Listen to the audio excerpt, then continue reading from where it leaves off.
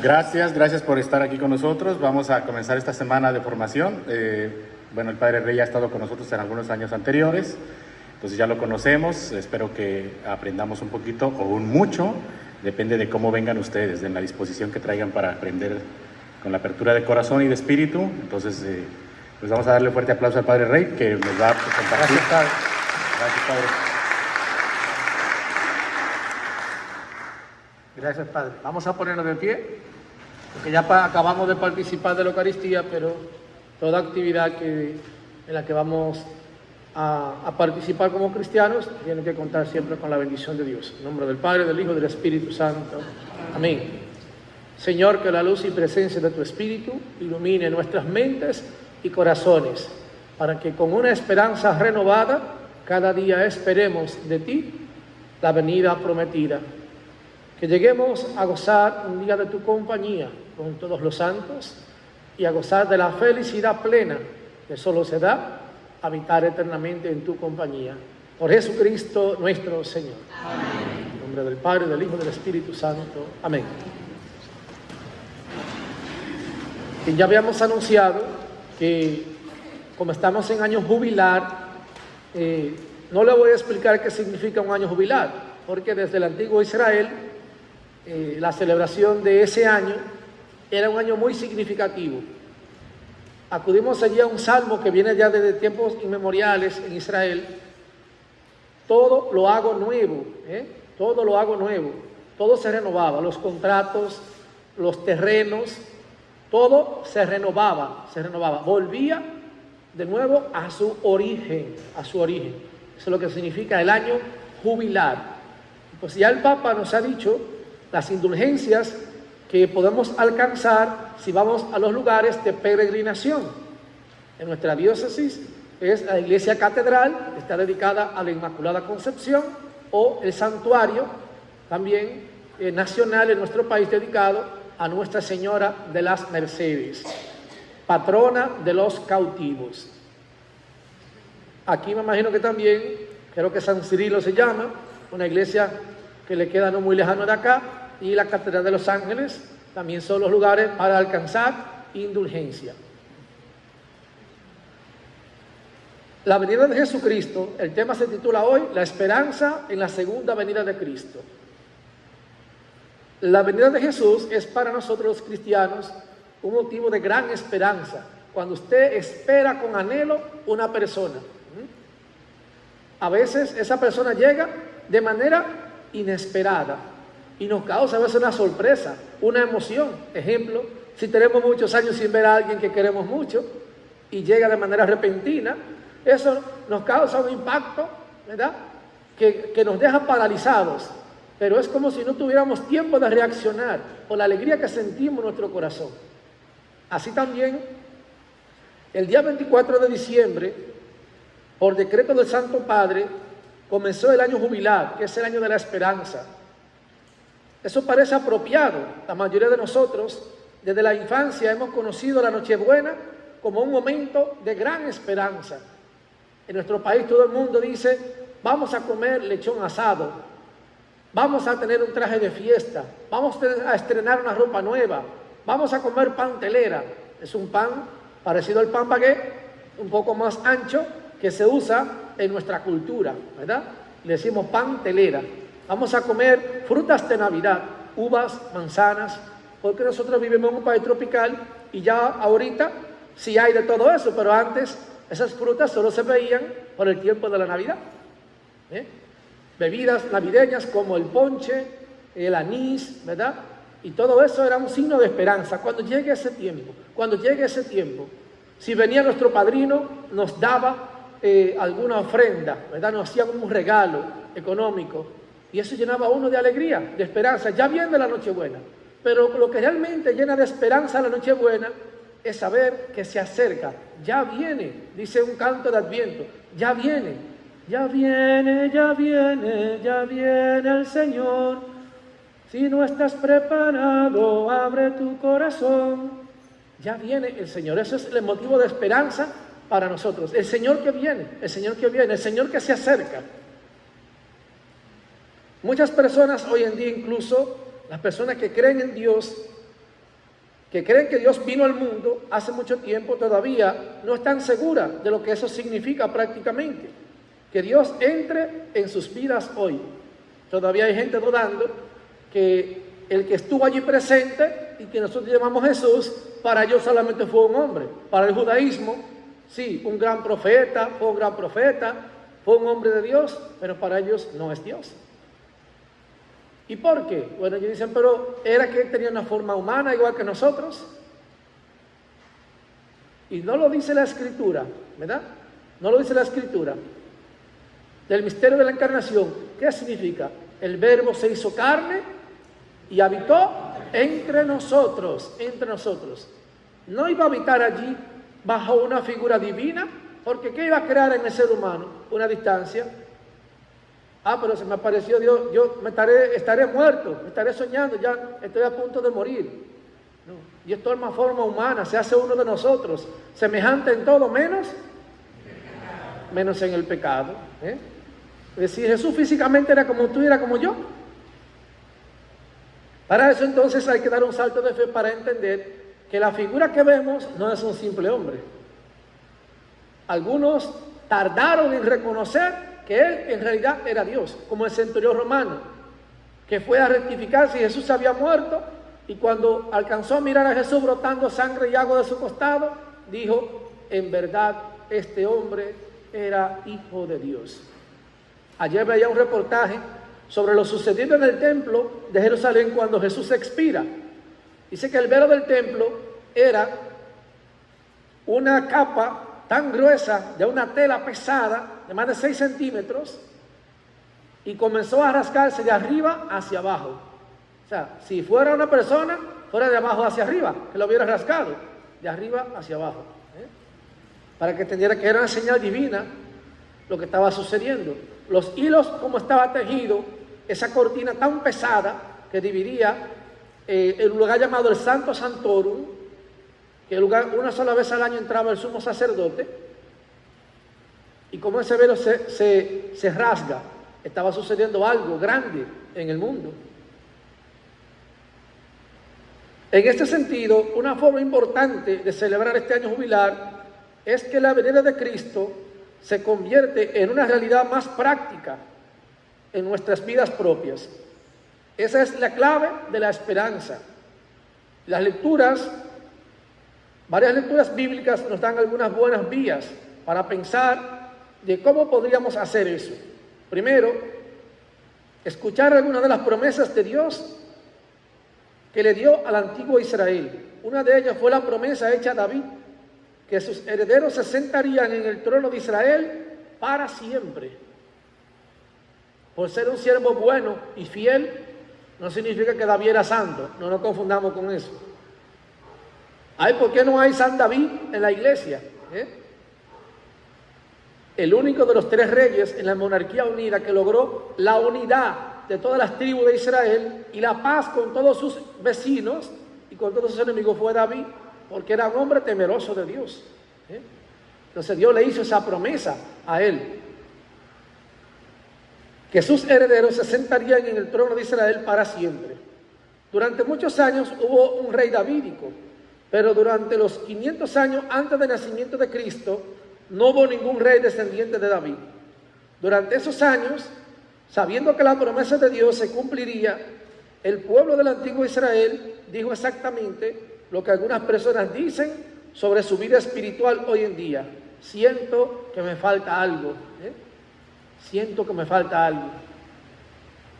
¿Cuánta gente hoy tiene de todo fama, dinero, tiene a lo mejor una vida realizada en el ámbito profesional y personal, pero todavía siento que me falta algo? ¿Qué será ese algo?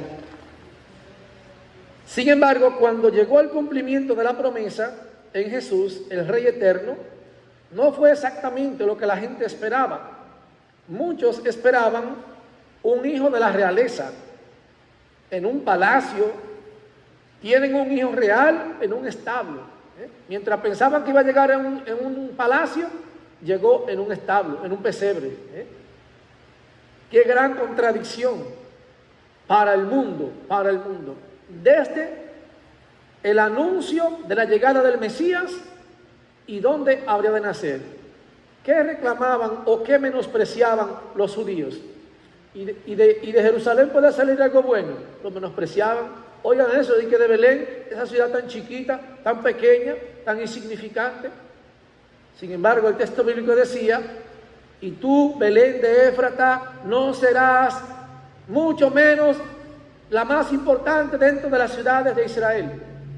Pero parece que era verdad. Ellos no decían que conocían la Escritura. ¿Y por qué no conocían esa parte?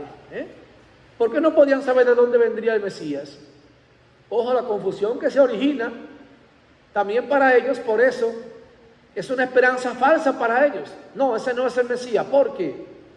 Porque el Mesías vendría de tal lugar. Sin embargo, sabemos de dónde viene. Jesús nace en Belén. Pero ¿se acuerdan qué ocurre? José es avisado en sueño: llévate al niño y a tu esposa, vete a Egipto, porque Herodes busca al niño para matarlo. Y tiene que irse. Refugiado. Jesús fue refugiado, Jesús fue inmigrante también. Acuérdese de eso.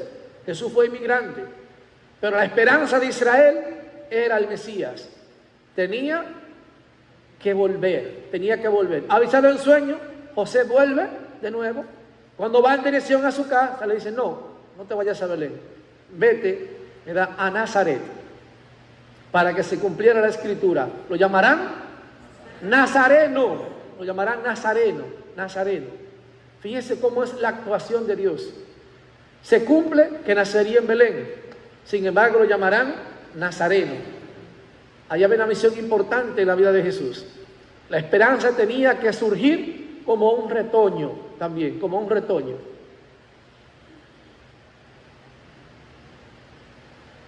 Sin embargo, cuando llegó el cumplimiento de la promesa, ya decíamos, ese Jesús nace en un establo.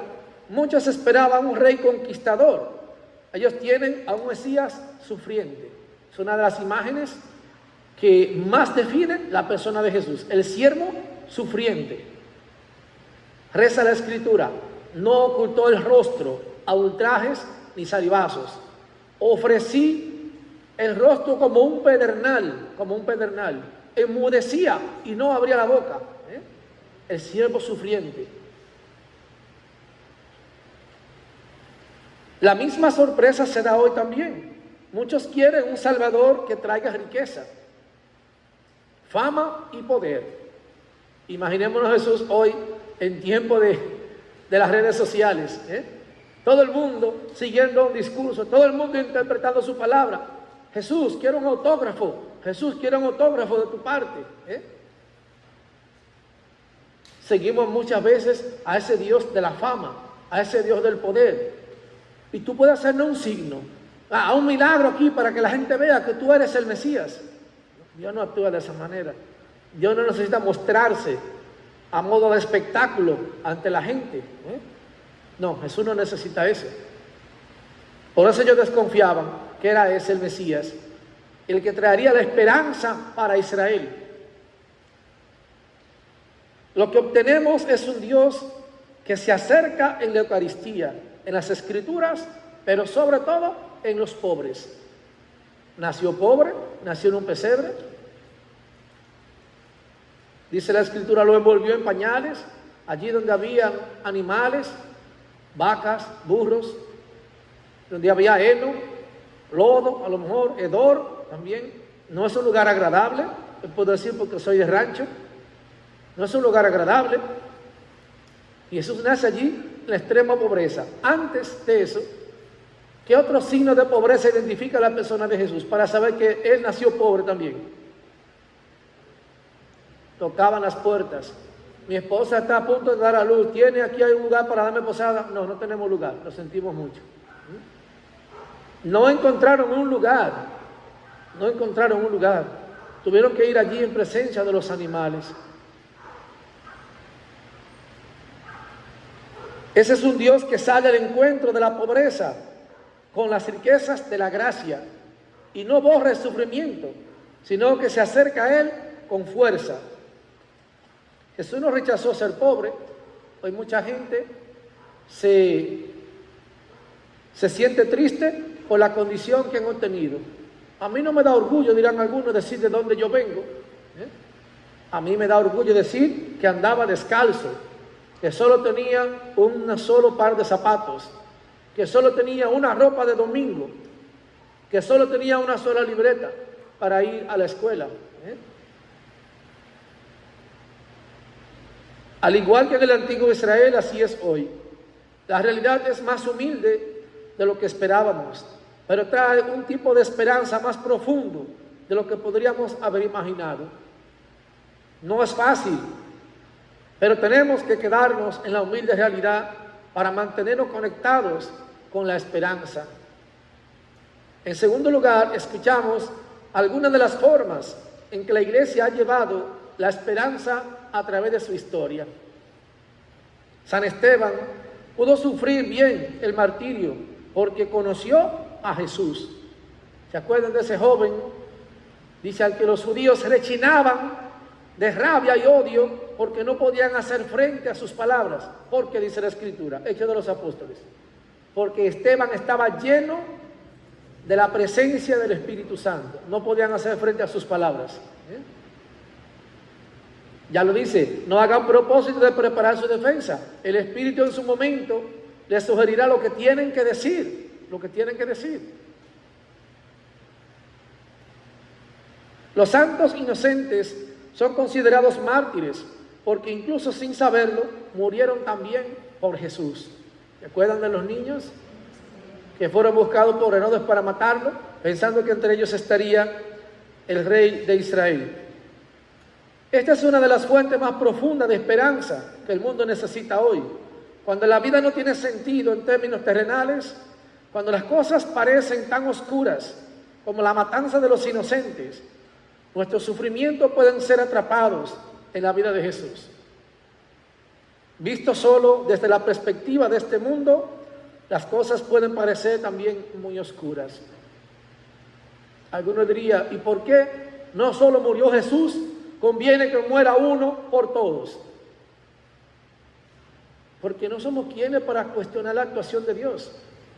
Uno de los días hablaremos también de la esperanza manifestada en el dolor, la enfermedad y la muerte. Señor, ¿y por qué te llevaste a mi padre? Porque Él puede, porque es el dueño de la vida. No es tiempo de que cuestionemos a Dios. El mundo hoy quiere hacer culpable a Dios de sus propios males. Señor, ¿y por qué mueren gente de hambre en el África y en otras partes? ¿Será Dios o serán los políticos y los poderosos de este mundo?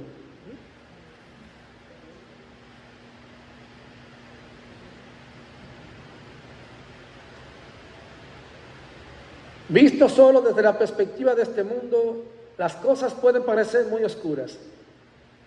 Visto desde la perspectiva de la muerte y resurrección de Jesús, incluso los tiempos más oscuros están iluminados también con un sentido profundo de esperanza. Un sentido profundo de esperanza. El amanecer es un gran símbolo de esperanza. Es, a testimonio personal, la parte del día de la que más yo disfruto. Se llama el alba. El alba. Cuando el día despunta. Cuando comienza el amanecer. Algunos dicen que el atardecer, para mí es el amanecer. Es un signo de esperanza. ¿Qué sol más radiante hará hoy? ¿Qué día más bonito? Claro, todos los días son bonitos. Porque a algunos se le ocurre decir, si está nublado, qué día tan feo. No es feo porque fue hecho por Dios.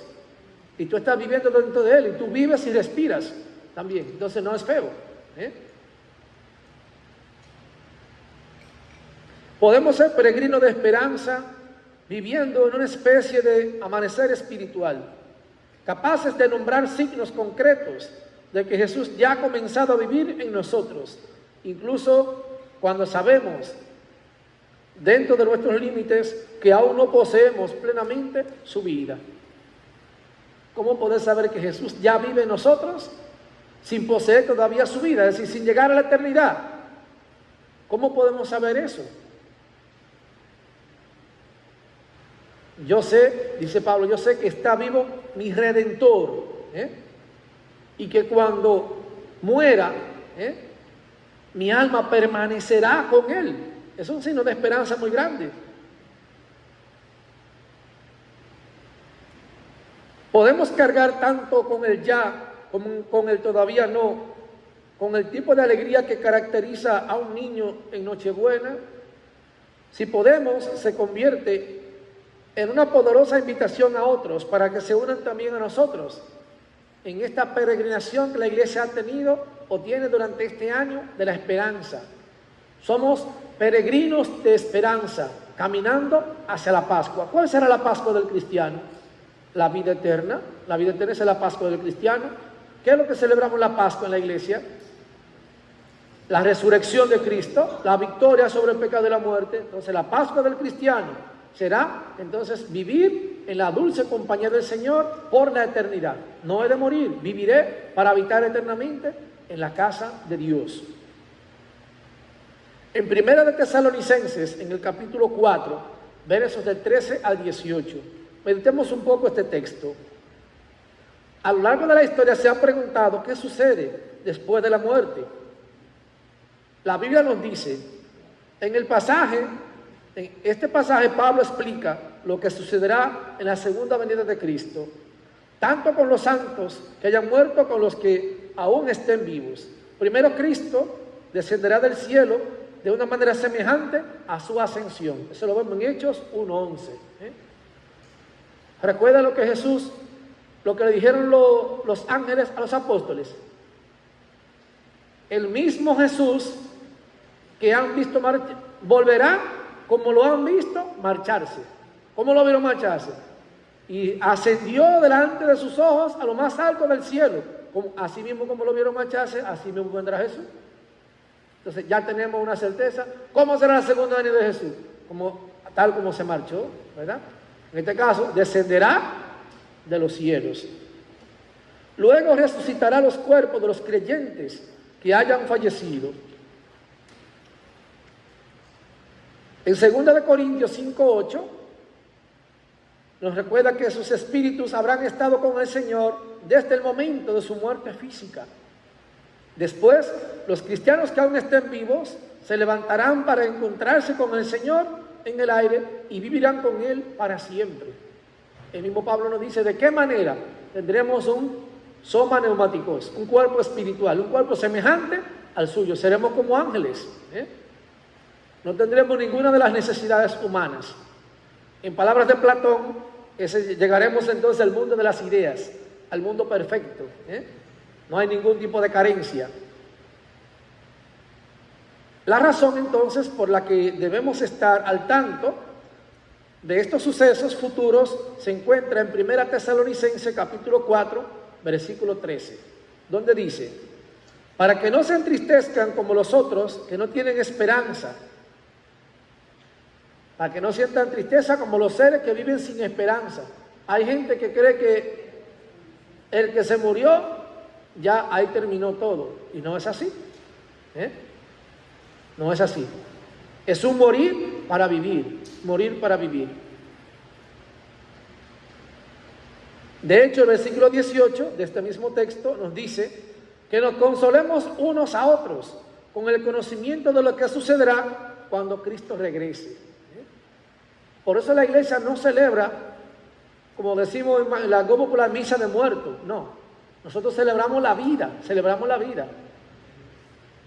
En esa misa como presente, ¿qué sucede? Estamos encomendando esa alma para que reciba la vida, la herencia que Dios ha prometido a ese hermano, que es la vida eterna, para que alcance misericordia de Dios.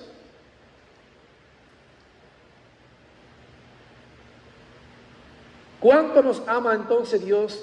Nos da esperanza, consuelo, fuerza para soportar las dificultades de la vida. A veces queremos dejar caer la cruz. Señor, ya estoy rendido, ya no aguanto más. ¿Se acuerdan del pasaje del profeta Elías? Ya, hasta aquí llegué. Entregaré mi vida.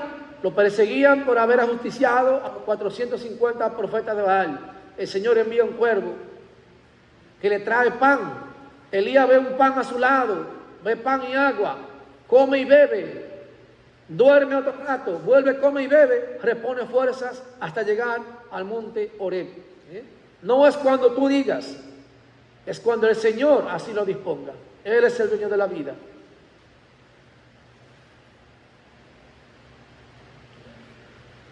Lea nuevamente este pasaje, pero esta vez en lugar de las palabras, los que duermen, vamos a sustituirla con el nombre de un cristiano fallecido que usted ama y goce ya en la esperanza de que el Padre Celestial le ha dado.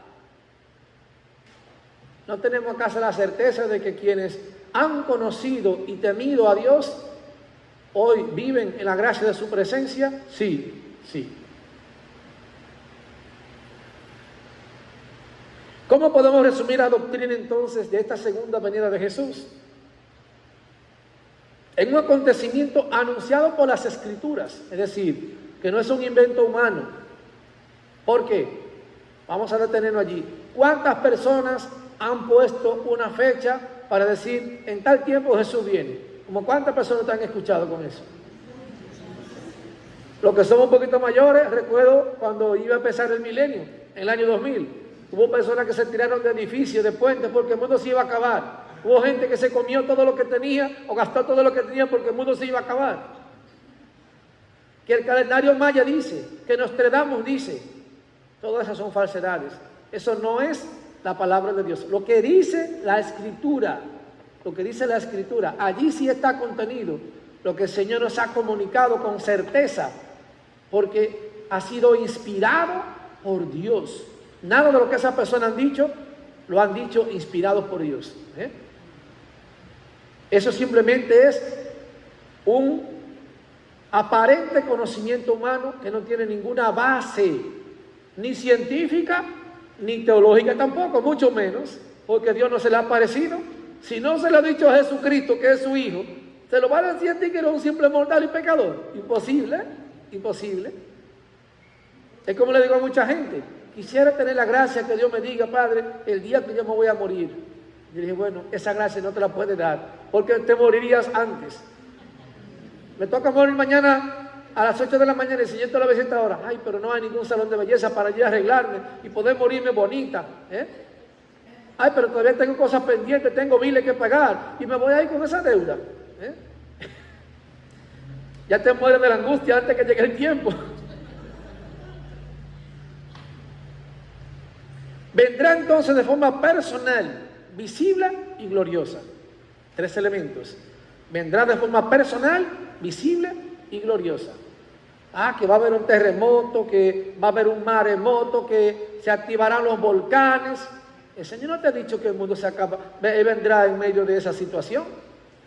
Que ya si fue verdad, que ya han caído 100 bombas en Tel Aviv y en tal parte en Irán han caído y en tal parte han caído, el mundo se va a acabar. Pero dijo el Señor eso.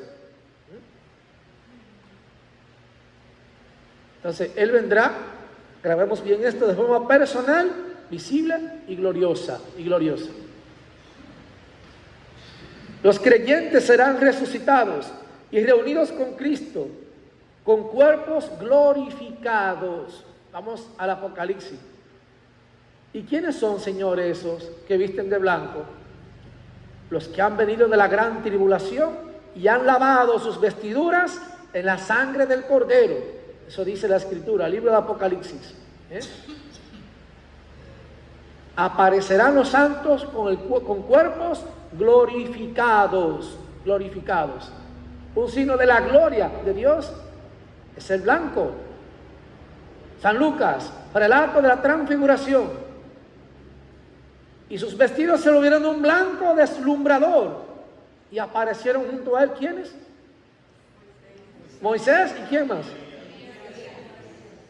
Pero ellos dicen que Moisés, antes de entrar a la tierra prometida, Moisés murió. Entonces significa que alcanzó la santidad, porque está ahora allí junto a Jesús, lo pueden ver.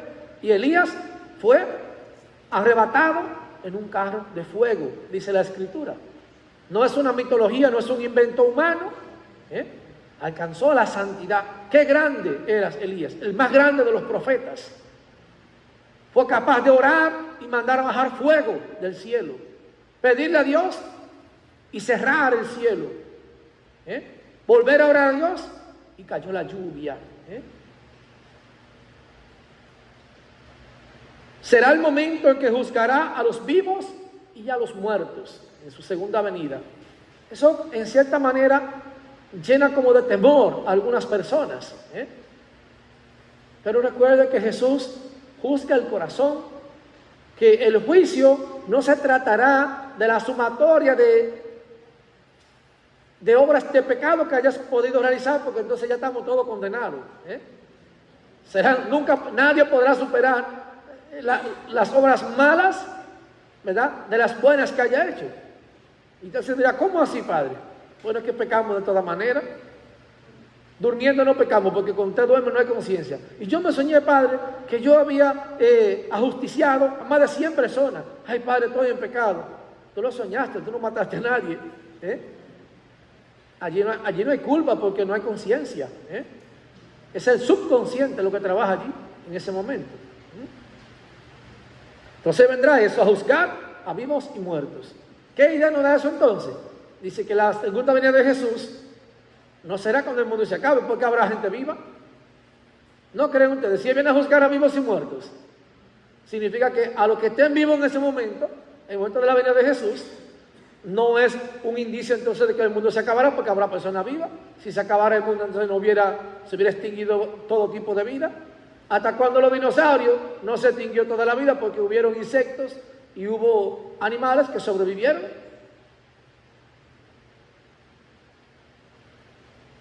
La iglesia entonces es llamada a esperar y prepararse para este acontecimiento. Es llamada a esperar.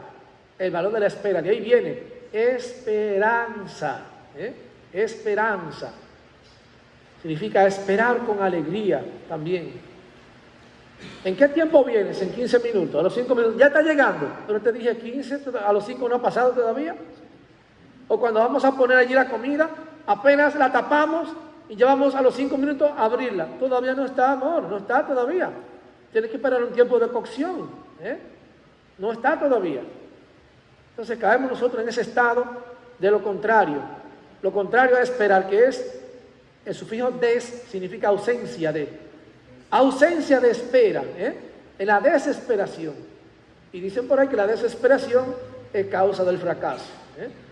Usted se desespera, no puede caer en la desesperación. Es que yo siento que no me mejoro, es que yo siento que no cambio, es que yo siento, bueno, haciendo las mismas cosas no puede haber resultados distintos. Pero yo rezo, yo practico la caridad, yo obro en favor del hermano. Bueno, cambia quizás tu perspectiva. Sigue haciendo el bien, pero quizás hazlo a otra persona. ¿Y cómo te llevas con tus hermanos? Bueno, mi vecina es mi hermana, mi otra vecina es mi comadre, mi otra vecina es mi mamá. Muy fácil. Amar a los que te aman es fácil, porque te van a pagar correspondiéndote de la misma manera. Ama a tus enemigos, sal a buscar un homeless por ahí, dale de comer, dale una palabra de aliento, viste a un desnudo, visita a un preso. Eso es algo que no solemos hacer.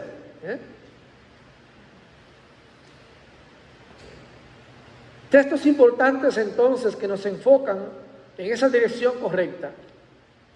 En Hechos 1, 9, 11, nos recuerda, después de haber dicho estas cosas, fue elevado mientras ellos miraban, y una nube lo recibió y lo ocultó de sus ojos. Mientras Jesús ascendía, estando ellos mirando fijamente al cielo, se le presentaron dos hombres con vestiduras blancas que les dijeron: Galileos, ¿por qué están allí mirando al cielo? Este mismo Jesús que se ha ido, tomado de ustedes al cielo, vendrá de la misma manera, tal como lo han visto irse al cielo. Será un retorno físico, decíamos, visible y glorioso. Vendrá en una nube de gloria. Esa es una de las maneras que podemos entender de cómo vendrá Jesús. ¿Y cómo será Jesús? ¿Será así con el pelo largo, al estilo Marco Antonio Solís? No, que nosotros no tenemos. ¿Cómo es Dios? Bueno, de la forma de cada uno. Recuerden que Jesús viene de un entorno judío. Entonces, quizás Jesús es más moreno, más con el pelo quizás un poco más corto.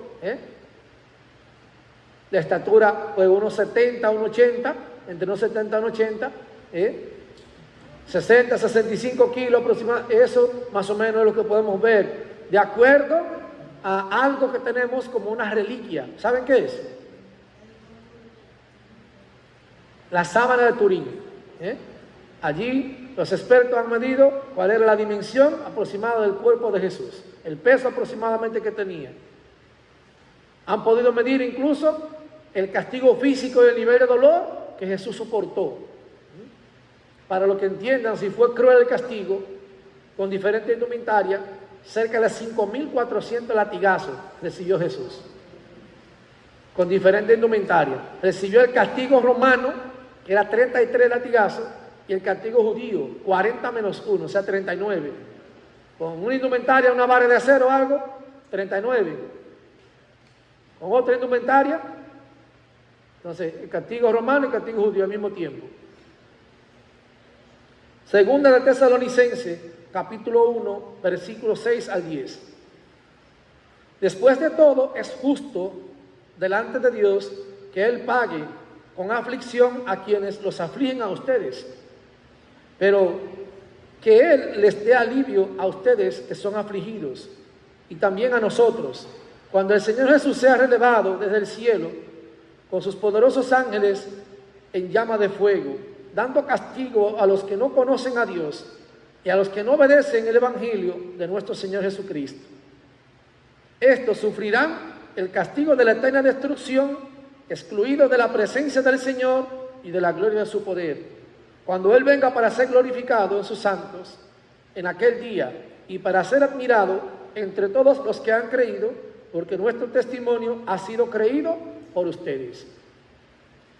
Esa es la razón por la que la iglesia ora constantemente por los que no creen en Cristo. El principio de la salvación es la fe, queridos hermanos, y hay muchas personas que todavía no tienen fe en el mundo. ¿No han nacido la fe? Sí, muchos, pero hay un signo de esperanza. Aquí mismo en los Estados Unidos estamos viendo un resurgir de la juventud que se está acercando a Dios. En el África, donde desde hace más de 200 años predicaron los llamados pares blancos, está surgiendo el mayor número de vocaciones en el mundo. Hay un signo de esperanza.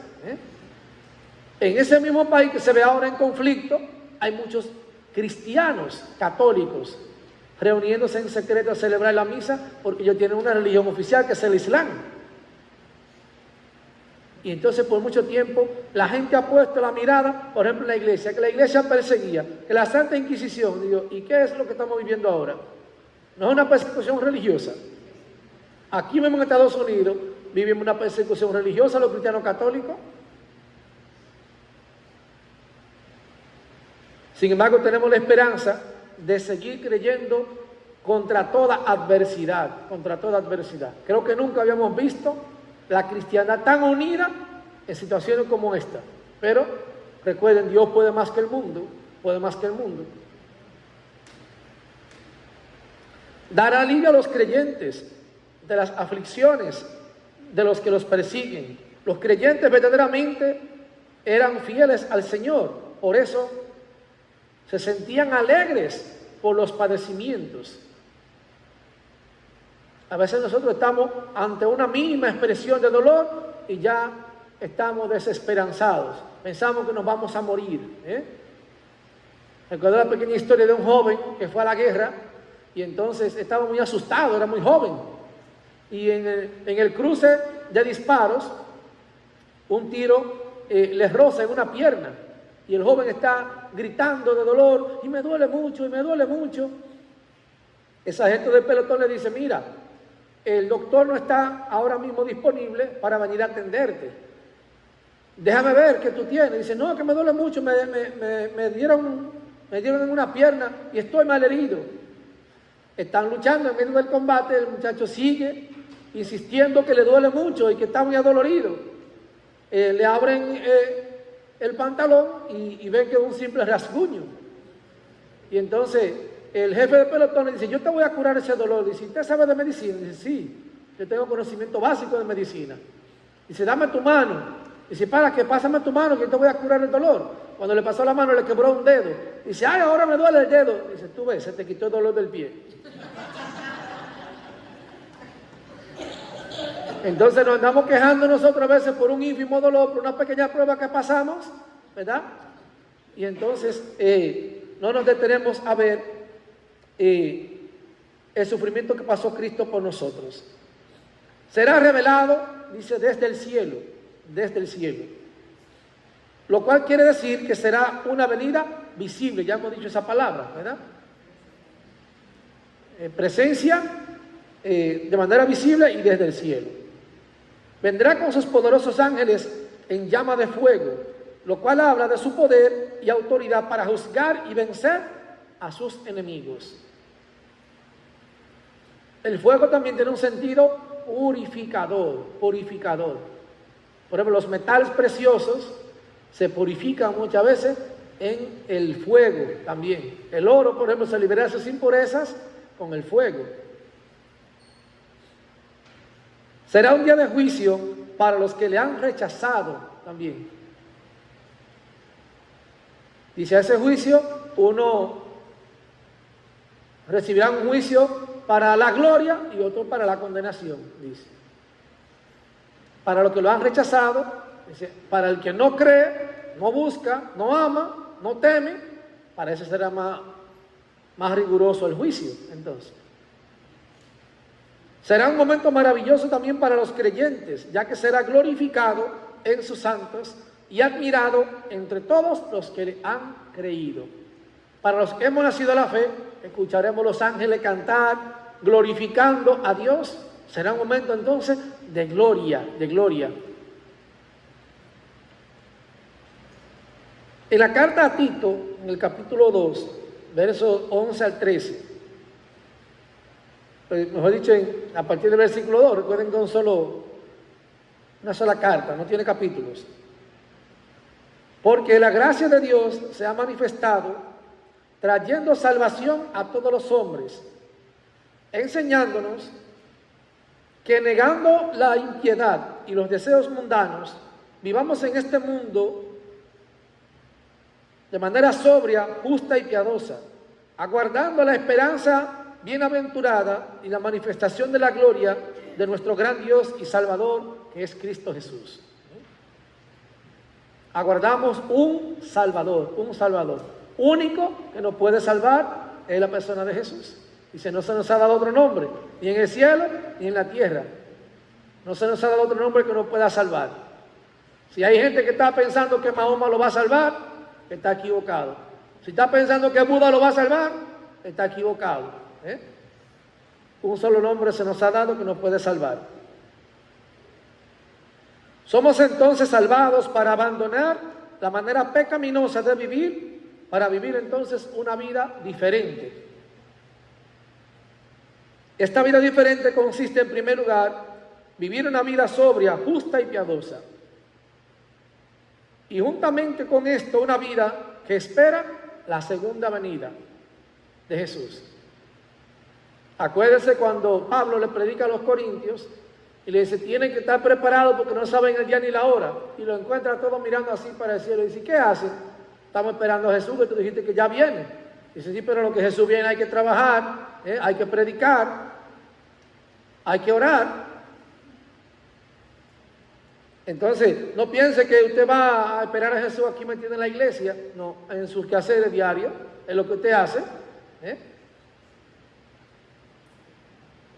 Para el creyente la segunda venida es la esperanza bienaventurada.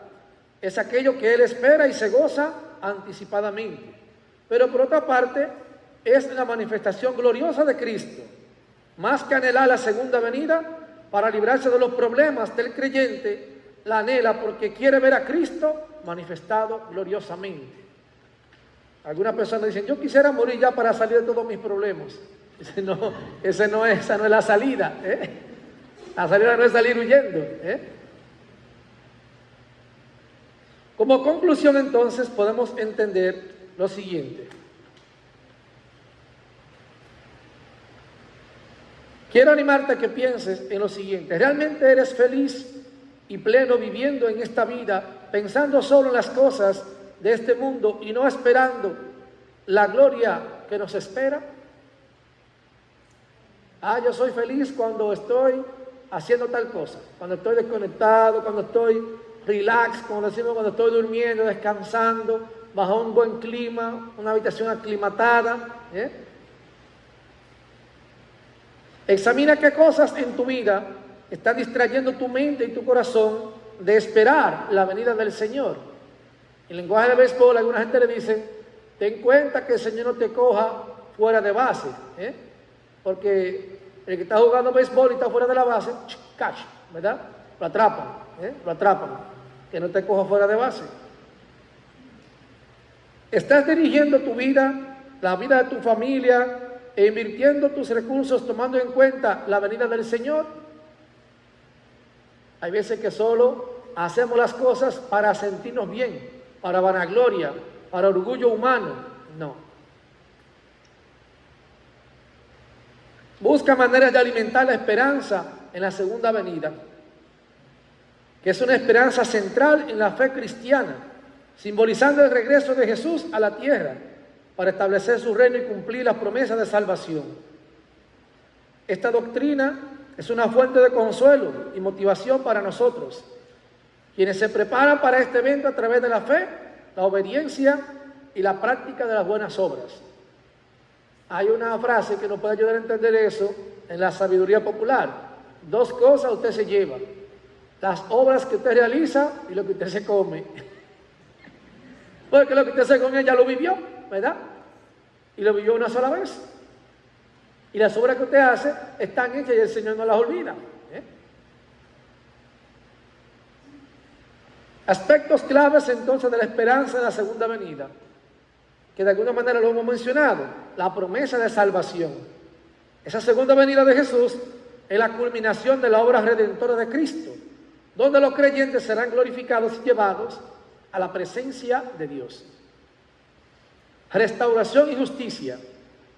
Se espera la restauración de todas las cosas y la justicia final de Dios sobre la tierra. A veces pensamos, yo no puedo creer que los perversos y los malvados terminen saliéndose con la suya. No. Tanto como ninguna obra buena quedará sin recompensa, también ninguna obra mala quedará sin castigo. Es decir, a todo el mundo le va a llegar lo suyo. Unión con Cristo. Los creyentes resucitarán y se unirán con Cristo con un nuevo cuerpo glorificado y estarán con Él para siempre. Ya hemos dicho esa parte, ¿verdad? Así que no tendrá necesidad de hacerse liposucción, ¿verdad? Ni bariátrica, ni mocharse un pedazo del mondongo, como decimos, ni cambiarse la cara, ni ponerse una dentadura nueva. Motivación entonces para la santidad. La esperanza en la segunda venida impulsa a los creyentes a vivir una vida santa y a buscar también la pureza moral, la pureza del corazón. A eso nos impulsa. Algunos dirían, bueno, es que yo no creo en santos que respiran. Dice, sí, por todos los santos que han pasado respiraban y eran gente mortal como nosotros.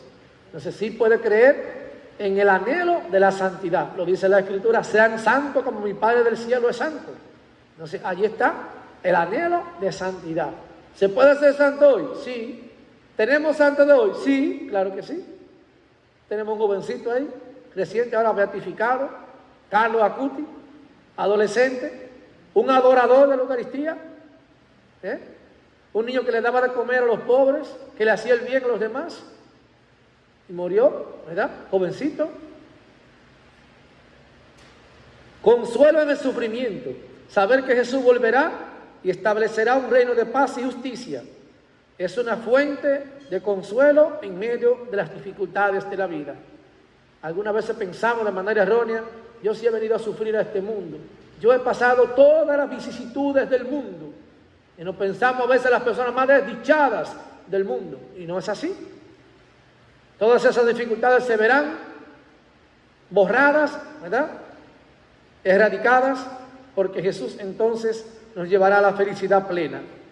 Una preparación activa. Los cristianos entonces son llamados a velar, orar y vivir vidas fieles, preparándose para el regreso de Cristo con esperanza y expectación. En resumen, la segunda venida de Jesús es una doctrina fundamental que ofrece esperanza, propósito y motivación a los creyentes, guiándolos en su camino espiritual y preparándolos para el futuro glorioso que les espera. Bueno, yo creo que, como decimos, más claro de ahí no canta un gallo, ¿verdad? Y que hemos aprovechado de manera muy sencilla este inicio, ¿verdad? de esta semana de formación. Decíamos que el tema que nos va a guiar es la esperanza. Hoy, ¿sobre qué trató el tema? A ver, ¿cómo se titulaba el tema?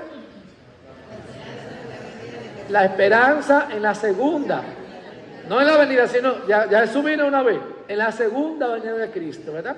Entonces, les recuerdo esa palabrita para que nos llevemos en nuestro corazón una doctrina fundamental que ofrece esperanza, propósito y motivación a los creyentes, guiándolos en su camino espiritual y preparándolos para el futuro glorioso que les espera, un futuro glorioso. Vamos a ponernos de pie para recibir entonces la bendición de Dios. Aquí voy a tener una lista para que la persona pueda escribir su nombre, su email o su número de teléfono también para hacerle llegar la charla. Tenemos que colaborar con el planeta también, no podemos imprimir tantos papeles, es una idea que le doy. También tenemos que preservar nuestra casa común, Así que la información la podemos recibir en nuestro teléfono, en nuestra tablet, en nuestro email, y allí podemos tenerlo y almacenarlo en un archivo y no dura mientras la vida nosotros podamos tener. El Señor esté con ustedes. Y la bendición de Dios Todopoderoso, Padre, Hijo y Espíritu Santo, descienda sobre ustedes y permanezca para siempre. Amén. Que pasen todos muy buenas noches. Aquí estará la lista para que se inscriban. Gracias a todos. Feliz regreso a casa.